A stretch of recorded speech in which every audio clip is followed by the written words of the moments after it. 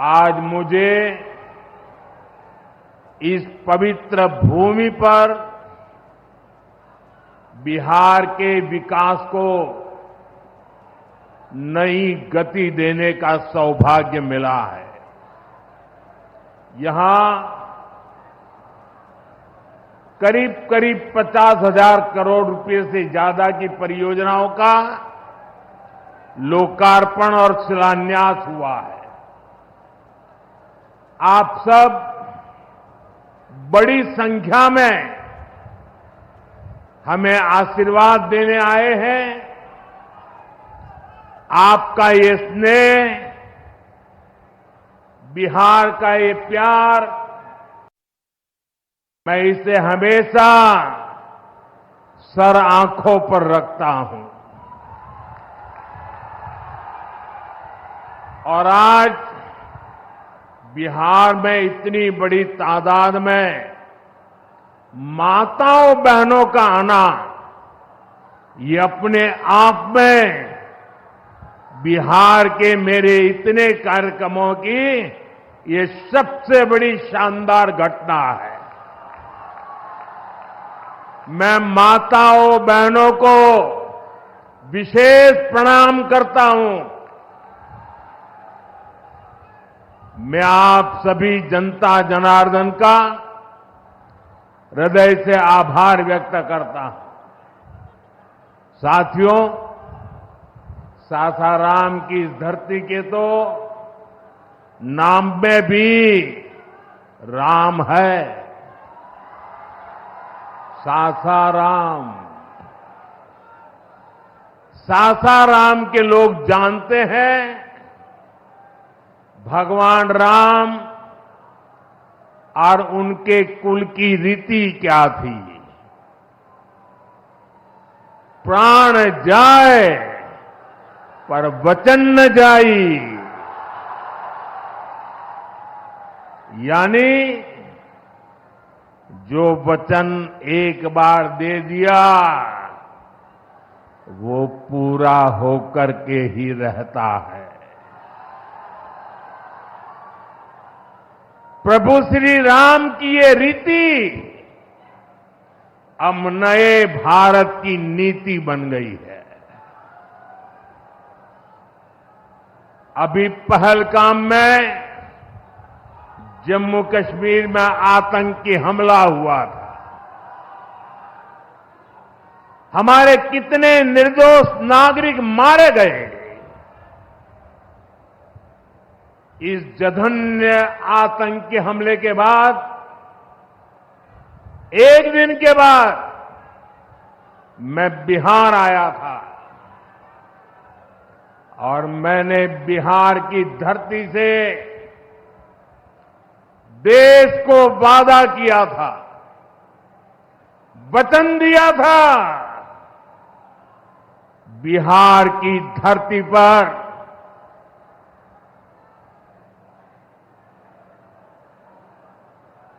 आंख में आंख मिलाकर हमने कह दिया था, आतंक के आकाओं के ठिकानों को मिट्टी में मिला दिया जाएगा।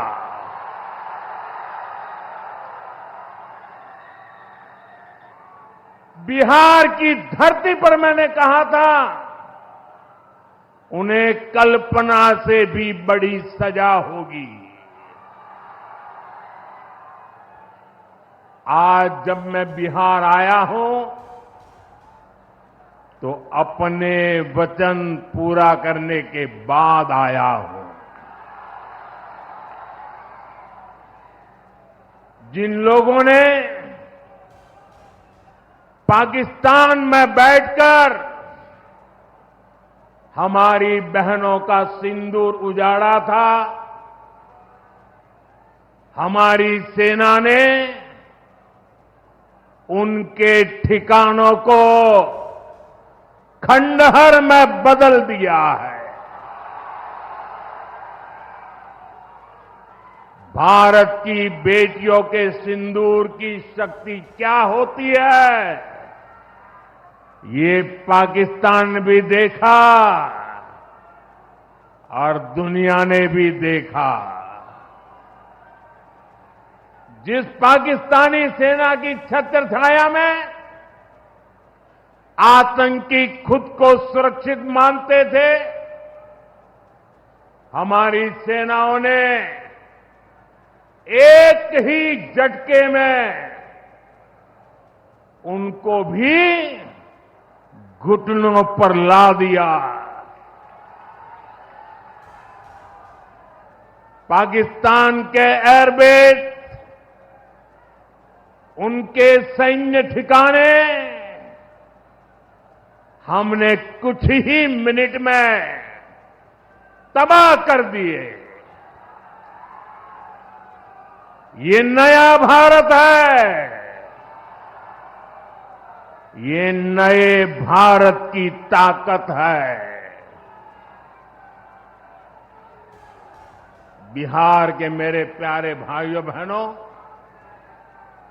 ये हमारा बिहार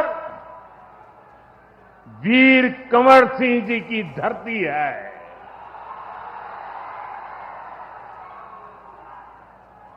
यहां के हजारों नौजवान देश की सुरक्षा के लिए सेना में, बीएसएफ में अपनी जवानी खपा देते हैं। ऑपरेशन सिंदूर में दुनिया ने हमारी बीएसएफ का भी अभूतपूर्व पराक्रम और अदम्य साहस देखा है। हमारी सीमाओं पर तैनात बीएसएफ के जाबाज सुरक्षा की अभेद चट्टान है। मां भारती की रक्षा हमारे बीएसएफ के जवानों के लिए सर्वोपरि है। और यही मातृभूमि के सेवा का पवित्र कर्तव्य निभाते हुए 10 मई को सीमा पर बीएसएफ सब इंस्पेक्टर इम्तियाज शहीद हो गए थे। मैं बिहार के इस वीर बेटे को आदरपूर्वक श्रद्धांजलि देता हूं। और मैं आज बिहार की धरती से फिर दोहराना चाहता हूं, ऑपरेशन सिंदूर में भारत की जो ताकत दुश्मन ने देखी है, लेकिन दुश्मन समझ लें ये तो हमारे तर्कस का केवल एक ही तीर है। आतंकवाद के खिलाफ भारत की लड़ाई न रुकी है न थमी है। आतंक का फन अगर फिर उठेगा तो भारत उसे बिल से खींचकर कुचलने का काम करेगा।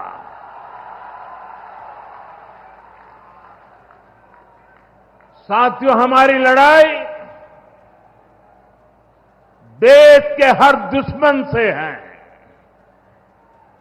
फिर वो चाहे सीमा पार हो या देश के भीतर हो। बीते वर्षों में हमने हिंसा और अशांति फैलाने वालों का कैसे खात्मा किया है, बिहार के लोग इसके साक्षी हैं। आप याद करिए, कुछ साल पहले तक सासाराम, कैमूर और आसपास के इन जिलों में क्या हालात थे, नक्सलवाद कैसे हावी था, मुंह पर नकाब लगाए, हाथों में बंदूक थामे नक्सली कब कहां सड़कों पर निकल आए, हर किसी को ये खौफ रहता था। सरकारी योजना आती थी पर नागरिकों तक पहुंचती ही नहीं थी। नक्सल प्रभावित गांव में न तो अस्पताल होता था, न मोबाइल टावर, कभी स्कूल जलाए जाते थे, कभी सड़क बनाने वालों को मार दिया जाता था। इन लोगों का बाबा साहब आंबेडकर के संविधान पर कोई विश्वास नहीं था। नीतीश जी ने उन परिस्थितियों में भी यहां विकास की पूरी कोशिश की।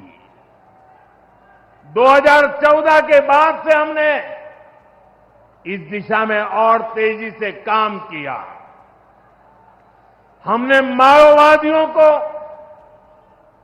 उनके किया की सजा देनी शुरू की। हम युवाओं को विकास की मुख्य धारा में भी लेकर आए। 11 सालों की दृढ़ प्रतिज्ञा का फल आज देश को मिलना शुरू हुआ है। 2014 से पहले देश में 125 से ज्यादा जिले नक्सल प्रभावित थे।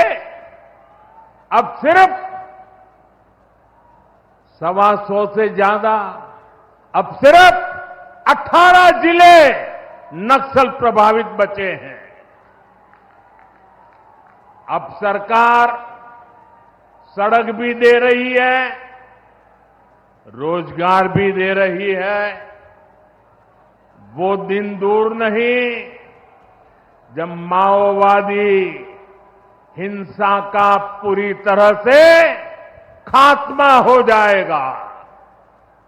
शांति, सुरक्षा, शिक्षा और विकास गांव-गांव तक बिना रुकावट के पहुंचेंगे।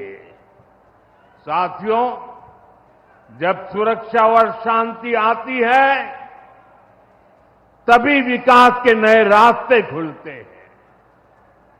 यहां नीतीश जी के नेतृत्व में जब जंगल राज वाली सरकार की विदाई हुई तो बिहार भी प्रगति के मार्ग पर आगे बढ़ने लगा। टूटे हाईवे, खराब रेलवे, गिनी चुनी फ्लाइट कनेक्टिविटी, वो दौर अब इतिहास बन चुका है, पीछे छूट रहा है। साथियों, कभी बिहार में एक ही एयरपोर्ट था, पटना। आज दरभंगा एयरपोर्ट भी शुरू हो गया है। अब यहां से दिल्ली, मुंबई, बेंगलुरु जैसे शहरों की फ्लाइट मिलती है। बिहार के लोगों की लंबे समय से मांग थी कि पटना एयरपोर्ट के टर्मिनल को आधुनिक बनाया जाए।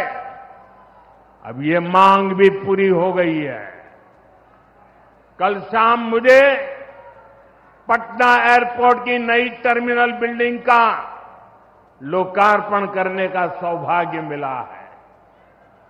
ये नया टर्मिनल अब 1 करोड़ यात्रियों को संभाल सकता है। बिहटा एयरपोर्ट पर भी 1400 करोड़ रुपए का निवेश हो रहा है। साथियों, बिहार में आज हर तरफ 4 लेन और 6 लेन सड़कों का जाल बिछ रहा है। पटना से बक्सर, गया जी से डोभी, पटना से बोधगया जी, पटना, आरा, सासाराम, ग्रीनफील्ड कॉरिडोर, हर तरफ तेजी से काम हो रहा है। गंगा, सोन, गंडक, कोसी समेत सभी प्रमुख नदियों पर नए पुल बनाए जा रहे हैं।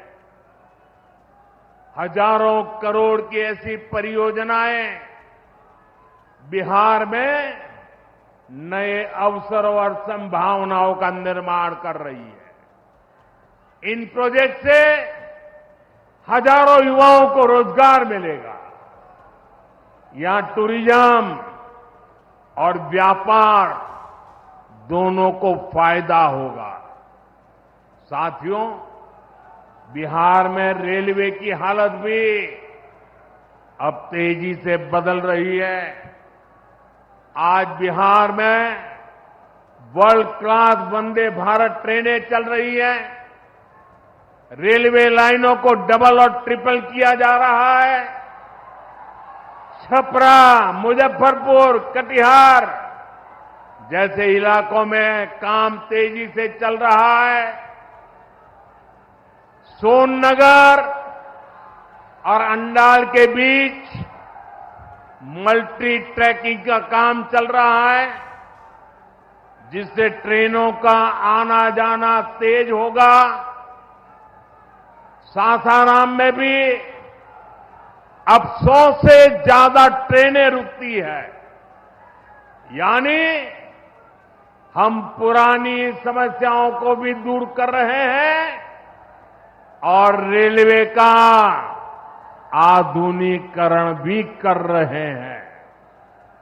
भाइयों बहनों, ये काम पहले भी हो सकते थे, लेकिन जिनके ऊपर बिहार को आधुनिक ट्रेनें देने की जिम्मेदारी थी, उन्होंने रेलवे में भर्ती के नाम पर आपकी जमीन लूटने का काम किया। गरीबों की जमीन लिखवा ली। सामाजिक न्याय की उनकी यही तरीके थे।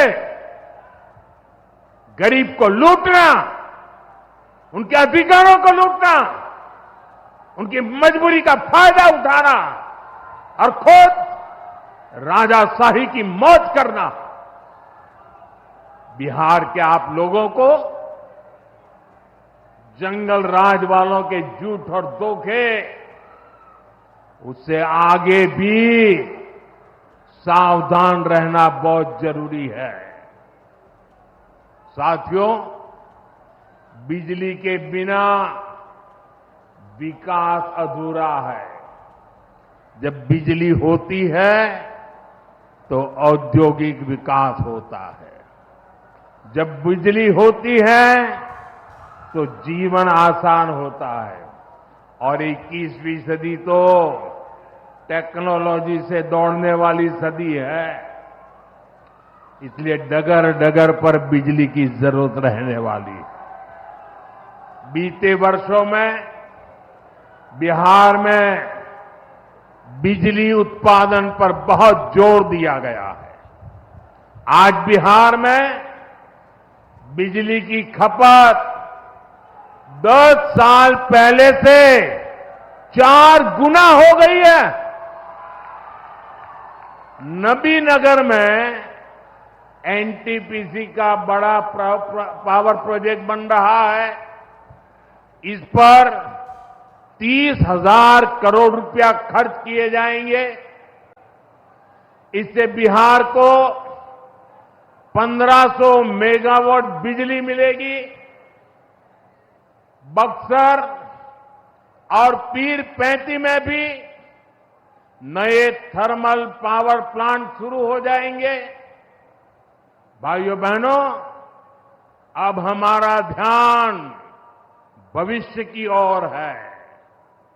हमें बिहार को ग्रीन एनर्जी की ओर लेकर जाना है और इसलिए कजरा में सोलर पार्क का निर्माण भी हो रहा है।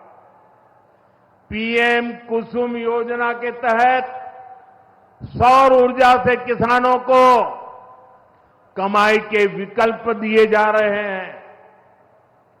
रिन्यूएबल एग्रीकल्चर फीडर से खेतों को बिजली मिल रही है। हमारे इन प्रयासों का असर है कि यहां के लोगों का जीवन बेहतर हुआ है। महिलाएं खुद को सुरक्षित महसूस कर रही है। साथियों, जब राज्य में आधुनिक इंफ्रास्ट्रक्चर आता है तो सबसे ज्यादा लाभ गांव, गरीब किसान और छोटे उद्योगों को होता है, क्योंकि वो देश विदेश के बड़े बाजारों से जुड़ पाते हैं। प्रदेश में नया निवेश आता है तो नए अवसर बनते हैं। आप देखिए, पिछले साल हुई बिहार बिजनेस समिट में बड़ी संख्या में कंपनियां यहां निवेश के लिए आगे आई। जब राज्य में उद्योग आता है तो लोगों को मजदूरी के लिए पलायन नहीं करना पड़ता, किसानों को भी नए विकल्प मिलते हैं। यातायात की सुविधाएं सुधरने से उनकी उपज भी दूर दूर तक जा पाती है। भाइयों बहनों, हमारी सरकार बिहार के किसानों की आय बढ़ाने के लिए लगातार काम कर रही है। यहां 75 लाख से ज्यादा किसानों को पीएम किसान सम्मान निधि के तहत आर्थिक सहायता मिल रही है। हमारी सरकार ने मखाना बोर्ड की घोषणा की है। हमने बिहार के मखाना को जीआई टैग दिया। इससे मखाना किसानों को बहुत लाभ हुआ है। इस साल के बजट में हमने बिहार में फूड प्रोसेसिंग के लिए नेशनल इंस्टीट्यूट का भी ऐलान किया है। अभी 2-3 महीने पहले ही कैबिनेट ने 2-3 दिन पहले ही कैबिनेट ने खरीफ के मौसम के उसके लिए धान समेत 14 फसलों की एमएसपी को बढ़ाने को मंजूरी दी है। इससे किसानों को अपनी फसलों का बेहतर दाम और आमदनी भी बढ़ेगी। साथियों, जिन लोगों ने बिहार को सबसे ज्यादा ठगा, जिनके दौर में बिहार के गरीब और वंचित तबके को बिहार छोड़कर जाना पड़ा, आज वही लोग सत्ता पाने के लिए सामाजिक न्याय का झूठ बोल रहे हैं। दशकों तक बिहार के दलित, पिछड़ों और आदिवासियों के पास शौचालय तक नहीं था। दशकों तक हमारे इन भाई बहनों के पास बैंक में खाता नहीं था। उन्होंने बैंकों में उनके लिए तो एंट्री बंद थी, दरवाजे तक भी घुसने नहीं दिया जाता था। दलित और पिछड़ा वर्ग के ही सबसे ज्यादा लोग झुग्गी झोपड़ी में जीवन गुजारा करते थे। उनके पास पक्का घर तक नहीं था, वे बेघर थे। करोड़ों लोगों के सर पर छत तक नहीं थी।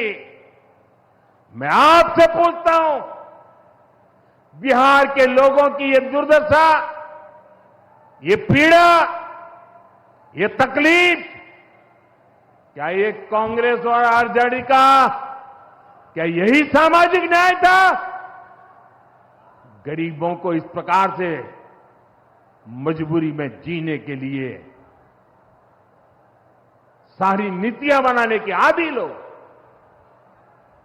साथियों, इससे ज्यादा अन्याय कोई नहीं हो सकता है।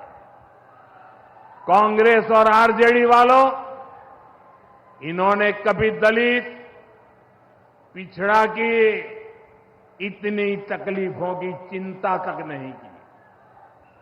ये लोग विदेशियों को बिहार की गरीबी दिखाने के लिए घुमाने लाते थे। अब जब दलित, वंचित और पिछड़ा समाज ने कांग्रेस को उसके पापों की वजह से छोड़ दिया है, तो इन्हें अपना अस्तित्व बचाने के लिए सामाजिक न्याय की बातें याद आ रही है। भाइयों बहनों, बिहार में और देश में सामाजिक न्याय का नया सवेरा एनडीए के दौर में दिखा है। हमने गरीब तक जीवन से जुड़ी मूलभूत सुविधाएं पहुंचाई है। हम इन सुविधाओं को 100% लाभार्थी तक पहुंचाने के लिए काम कर रहे हैं। 4 करोड़ नए मकान, 3 करोड़ बहनों को लखपति दीदी बनाने का मिशन, 12 करोड़ से ज्यादा घरों में नल का कनेक्शन, 70 साल से अधिक उम्र के हर बुजुर्ग को 5 लाख रुपए तक का मुफ्त इलाज, हर महीने मुफ्त राशन की सुविधा।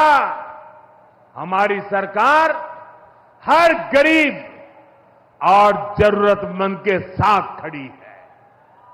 साथियों, हम चाहते हैं कि कोई भी गांव छूटे नहीं, कोई भी हकदार परिवार सरकार की योजनाओं से वंचित न रह जाए। मुझे खुशी है, इसी सोच के साथ बिहार सरकार ने डॉक्टर भीमराव अंबेडकर समग्र सेवा अभियान शुरू किया है। इस अभियान में 22 जरूरी योजनाएं एक साथ लेकर सरकार गांव-गांव, टोला-टोला पहुंच रही है। हमारा लक्ष्य है हर दलित, महादलित, पिछड़े, अति पिछड़े, गरीब के घर तक सीधे पहुंचना। मुझे बताया गया है कि अब तक 30,000 से ज्यादा कैंप लग चुके हैं। लाखों लोग इस अभियान से जुड़ चुके हैं। जब सरकार खुद लाभार्थियों तक पहुंचती है तो ना कोई भेदभाव होता है और ना ही कोई भ्रष्टाचार होता है, और तभी सच्चा सामाजिक न्याय होता है।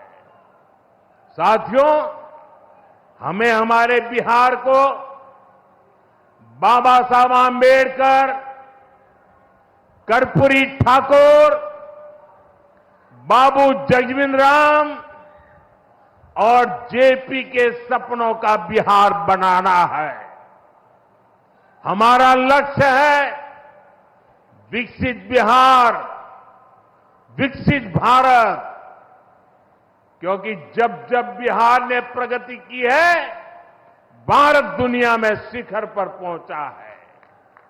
मुझे विश्वास है हम सब मिलकर विकास की रफ्तार को और आगे बढ़ाएंगे। मैं एक बार फिर आप सबको इन विकास कार्यों के लिए बहुत बहुत बधाई देता हूं। मेरे साथ दोनों हाथ ऊपर करके मुट्ठी बंद करके बोलिए, भारत माता की। आवाज दूर दूर तक पहुंचनी चाहिए।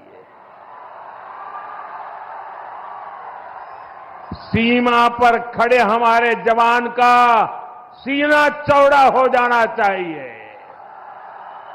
भारत माता की, भारत माता की।